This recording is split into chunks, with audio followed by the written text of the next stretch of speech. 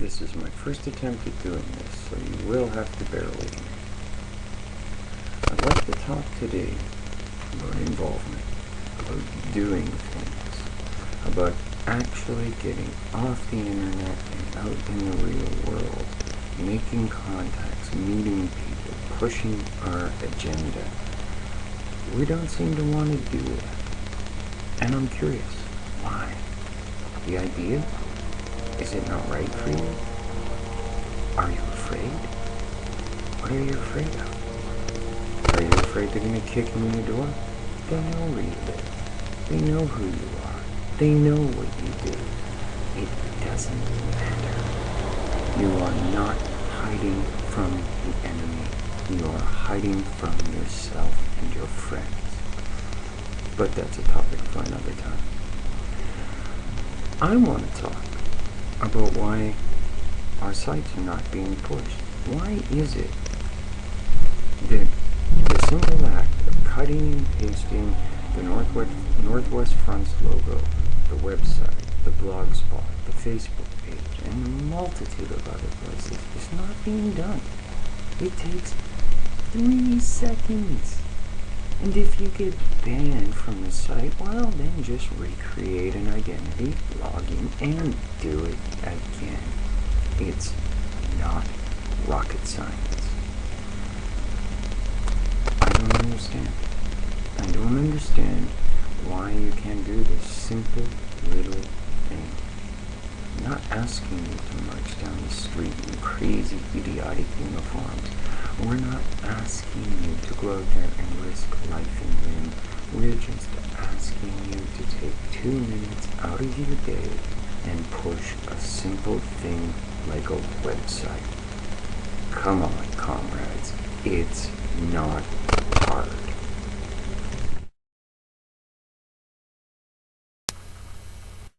A comrade recently sent me an email asking that I post on the Facebook page an event he's holding, a camp out. I think this is a great idea. I recently went to a gig that was hosted by Volksfront.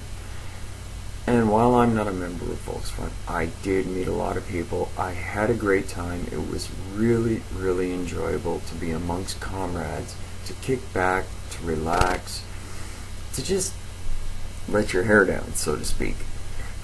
I highly, highly recommend that you attend this event. This is a way for us to meet other like-minded folk. This is a way for us to make contact. This is a way for us to push our agenda. Another weapon in our arsenal. Think about it, comrades. I wish to speak about Volksgemeinschafts. And something like that cannot be built on the internet. It's just a simple fact that we need human contact, human interaction amongst ourselves. And the only way to build that interaction is in the real world amongst humans. I know it sounds like a no-brainer, but you'd be surprised at how many people do not seem to understand that. There are, on our pages and on our list, many people who are itching to make contact, aching for that communication, that fellowship, that comradeship. And they go wanting because no one is willing to take 5 minutes, 10 minutes, an hour to meet with them. This makes me so angry.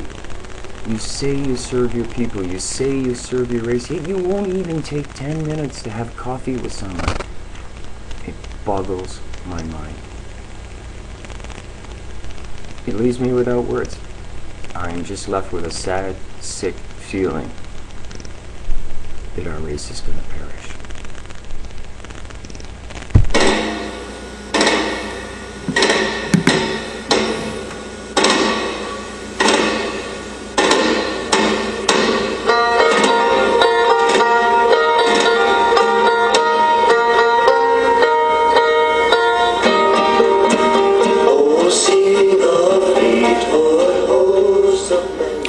This is Harold Covington speaking on October the 25th, 2009.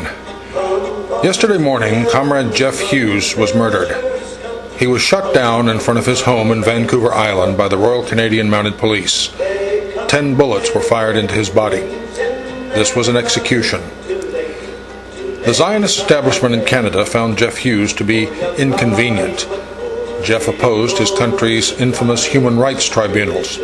He publicly attacked Richard Warman, the Jewish attorney who has garnered so much publicity and personal profit from these vile tribunals. He was the head of our sister party, Northwest Front Canada, and he ran a website encouraging white Canadians to migrate and to make their homes in the two western provinces of British Columbia and Alberta. This made him a dangerous man to the elite who control Canadian society. Apparently, someone in authority decided to send us a message. When they murdered Jeff, they told us that white people in North America will never have their own country, that we will never control our own destiny, and that we do not even exist except on their sufferance. Jeff Hughes's killers sought to remove him from among us, to deprive us of his courage, his integrity, and his dedication. They failed. They have forgotten the power and the irresistible inspiration that the blood of martyrs can have within the cause of a people and a nation. In the years of struggle ahead, as we fight to create a homeland here in the Pacific Northwest for all of our folk the world over, Jeff Hughes will be with us in that struggle. They killed his body, but not his spirit. In his name, and in the name of all those who give up their lives that our children may someday be free, we will accomplish things that we could never do without the power of that glorious blood of sacrifice that has fallen upon the soil of our land. On that dark Saturday morning, Zion's gun thugs murdered Jeff Hughes, but they did not kill the Northwest Republic. In killing his body, Jeff's assassins ensured the immortality of his name. He is ours now, and we will spend the rest of our lives erecting his monument.